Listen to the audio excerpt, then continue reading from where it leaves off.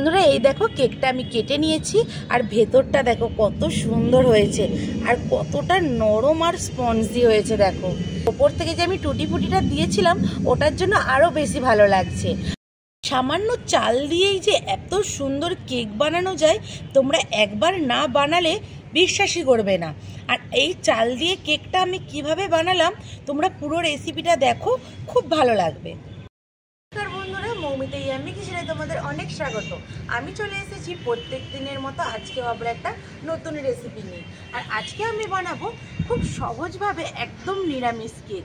এই কেকটা বানাতে না ময়দা লাগবে, না সুজি লাগবে, না ডিম লাগবে, একদম নিরামিষভাবে আজকে আমি চালের কেক বানাবো।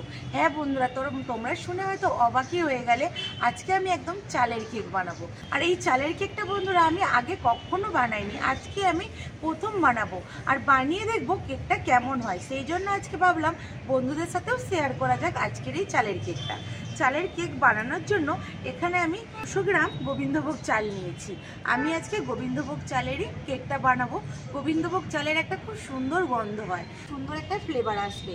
আর আমি আজকে গোবিন্দভোগ চালের বানাচ্ছি, তোমরা চাইলে যে কোনো চাল দিয়ে বানিয়ে নিতে পারো।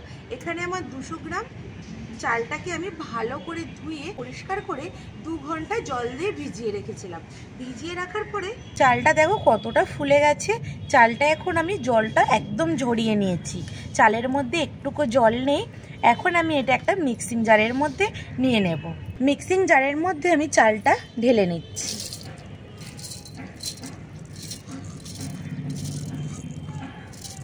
এখানে 200 গ্রাম চাল নিয়েছি আর এখানে 200 গ্রাম টক দই নিয়েছি।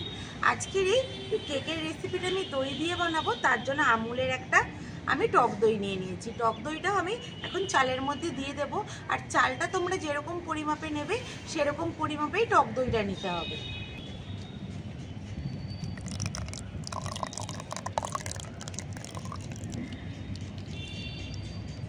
আমি এখানে আমুলের টক দইটা নিয়েছি, তোমরা এখানে যে কোনো মিষ্টি দোকানেরও টক দইটা নিয়ে বানিয়ে নিতে পারো কেক।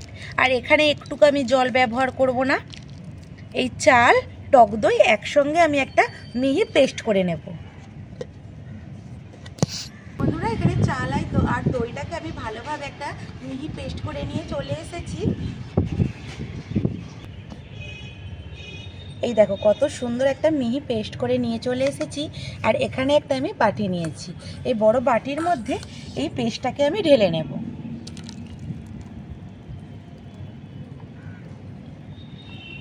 এখন খুব ভালো করে আমি এটাকে ফেটিয়ে নেব একটু। আর এখানে আমি একটুকু জল ব্যবহার করিনি, দইটা দিয়ে আমি চালটা পেস্ট করে নিয়েছি। তা এখনই দেখো কতটা তাই পাতলা হয়েছে, জল না দিয়ে এতটা পাতলা হয়েছে। সেই জন্য তোমরা একটুকু জল দেবে না, আর চালটা খুব ভালো করে জলটা ঝরিয়ে রাখবে।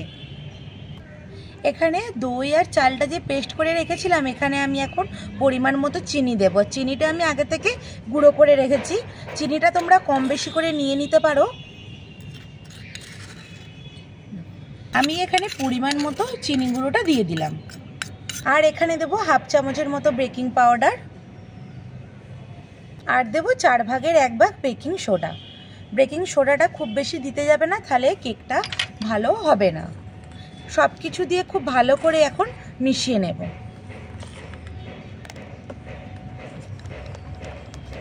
এখানে আমি সব কিছু উপকরণ দিয়ে ভালো করে ফেটিয়ে নিয়েছি। আর এখানে আমার ঘনত্বটা দেখো ব্যাটারের ঠিক এই রকম রয়েছে। এই রকম ঘনত্ব রাখতে হবে। যদি তোমাদের মনে হয় যে এর থেকেও পাতলা হয়ে গেছে, তাহলে এই জায়গায় তখন তোমরা এখানে অল্প একটু ময়দা বা চালের গুঁড়ো দিয়ে দিতে পারো, তাহলেই ব্যাটারটা একদম পরিমাপটা ঠিকঠাক হয়ে যাবে। এখন এখানে আমি দিয়ে দেব একটু ড্রাই ফ্রুটস। এখানে আমি নিয়েছি একটু কিশমিশকে এরকম ছোট ছোট করে কেটে নিয়েছি, আর এখানে নিয়েছি কাঠবাদাম। কাঠবাদামটাও এরকম ছোট ছোট করে কেটে নিয়েছি, এটা দিয়ে দেব। আর দেব একদম অল্প, মানে 2-3 ফোঁটার মতো ভ্যানিলা এসেন্স। তোমরা চাইলে ভ্যানিলা এসেন্সটা নাও দিতে পারো, কারণ এখানে গোবিন্দভোগ চালেরও খুব সুন্দর একটা গন্ধ আছে। আর এখানে দেব আমি 1 চামচের মতো সাদা তেল। এই সাদা তেলটা দিলে কেকটা খুব ভালো একটা সফট হয়, সেই জন্য এখানে আমি 1 চামচের মতো সাদা তেল দিয়ে দিলাম। এইবার এই উপকরণগুলো দিয়ে আমি খুব ভালো করে আবার ব্যাটারটার সাথে মিশিয়ে নেব। বন্ধুরা এখানে আমার ব্যাটারটা তো রেডি হয়ে গেছে, আর সাইডে আমি উনুনটা ধরিয়ে নিয়েছি। আর আজকের কেকটা আমি বানাবো জলের ভাপে, তাই জন্য কড়াতে আমি একটু জল আর একটা স্ট্যান্ড দিয়ে জলটা গরম হতে দিয়েছি। আর এখানে আমি একটা বড় বাটি নিয়েছি, এই বাটিটাকেই আজকে আমি কেকটা বানাবো। এরকম একটা ব্রাশ নিয়েছি, এইভাবে সাদা একটু তেল নেব, নিয়ে ভালো করে বাটির চারিদিকে গায়ের মধ্যে ভালো করে লাগিয়ে নেব, যাতে খুব ভালোভাবে আমার কেকটা হয়ে যাওয়ার পরে ছেড়ে যায়। এই বাটির মধ্যে এখন আমি এই ব্যাটারটা ঢেলে দেব।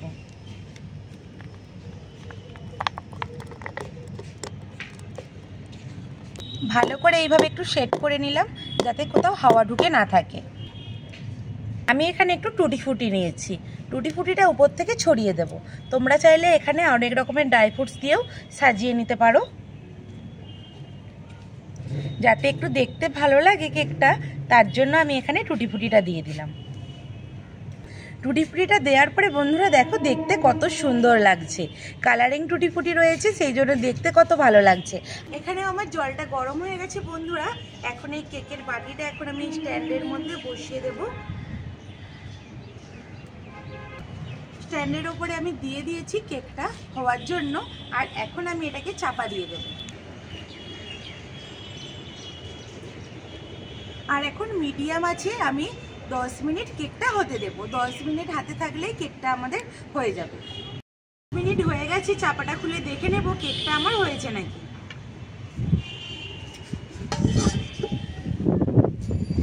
ওয়াও, এই দেখো বন্ধুরা কত সুন্দর কেকটা ফুলে উঠেছে, আর চাপাটা খুলে নিতে এত সুন্দর একটা গন্ধ বেরিয়েছে, কি বলবো, আমি বলে বোঝাতে পারবো না, এত সুন্দর একটা গন্ধ বেরিয়েছে।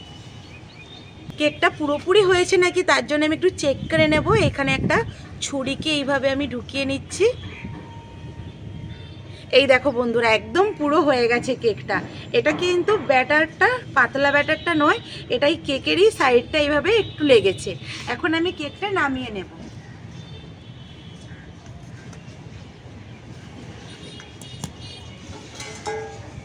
এই কেকটা এখন আমি একটু ঠান্ডা হতে দেব, ঠান্ডা হয়ে গেলে তোমাদেরকে দেখাচ্ছি। বন্ধুরা এখানে কেকটা আমার অনেকটা ঠান্ডা হয়ে গেছে, এখন একটা প্লেটের মধ্যে আমি ঢেলে নেব।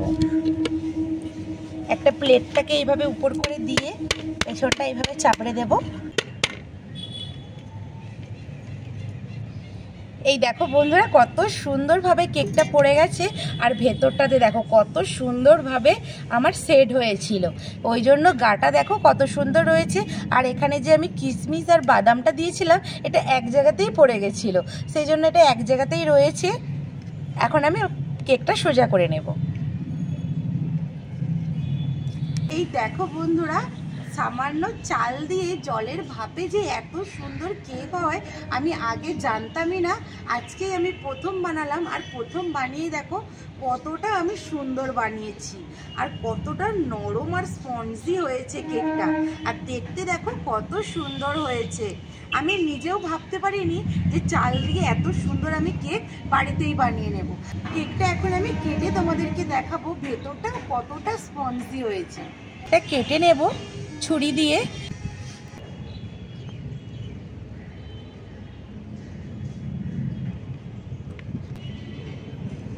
বন্ধুরা এই দেখো কেকটা আমি কেটে নিয়েছি, আর ভেতরটা দেখো কত সুন্দর হয়েছে, আর কতটা নরম আর স্পঞ্জি হয়েছে দেখো। এখানে ওপর থেকে যে আমি টুটি ফুটিটা দিয়েছিলাম ওটার জন্য আরও বেশি ভালো লাগছে। এখানে আমি গোবিন্দভোগ চাল দিয়ে কেকটা বানিয়েছিলাম, আর এত সুন্দর একটা গন্ধ বেরিয়েছে গোবিন্দভোগ চালের। তোমরা একবার না বানালে কিন্তু বন্ধুরা বিশ্বাসই করবে না, তার জন্য তোমরা অবশ্যই একবার হলেও এই গোবিন্দভোগ চাল দিয়ে তোমরা কেকটা বানিয়ে দেখো। বানানোও যেমন খুব তাড়াতাড়ি হয়ে যায়, আর খেতেও হয় খুবই সুন্দর। আর এই কেকটা এখন আমি একটু খেয়ে দেখবো নিজের হাতে। এই গোবিন্দভোগ চালের প্রথম আমি এই কেক বানিয়েছি, না খেয়ে দেখলে হয়। একদম অপূর্ব লাগছে বন্ধুরা, মানে একবার তোমরা খেয়ে দেখো, বানিয়ে খেয়ে দেখো, তাহলেই বুঝতে পারবে এই চালের কেকের কতটা টেস্ট। যারা নিরামিষ খাও, ডিম খাও না, এইভাবে একবার অন্তত চালের কেকটা বানিয়ে খেয়ে দেখো, অসাধারণ লাগবে বন্ধুরা। বন্ধুরা আজকের রেসিপিটা আমি এখানেই শেষ করছি। কেক খেতে খেতেই আজকের রেসিপিটা আমি শেষ করছি। আর ভালো লাগলে একটা লাইক করে দেবে, বন্ধুদের সাথে অনেক অনেক অনেক শেয়ার করবে। আজকের রেসিপিটা কেমন হয়েছে অবশ্যই কমেন্ট করে জানাবে। যেই সব বন্ধুরা এখনও আমার চ্যানেলটা সাবস্ক্রাইব করোনি তারা প্লিজ প্লিজ প্লিজ আমার চ্যানেলটা সাবস্ক্রাইব করে আমার পাশে থাকবে। আর ফেসবুক থেকে দেখে থাকলে পেজটিকে ফলো করেও আমার পাশে থাকবে। তো দেখা হবে আবার নতুন কোনো রেসিপি নিয়ে। ততক্ষণে ভালো থাকবে, সুস্থ থাকবে আর আমার সমস্ত রেসিপিগুলো দেখতে থাকবে। টাটা বন্ধুরা, দেখা হবে আবার একটা নতুন রেসিপি।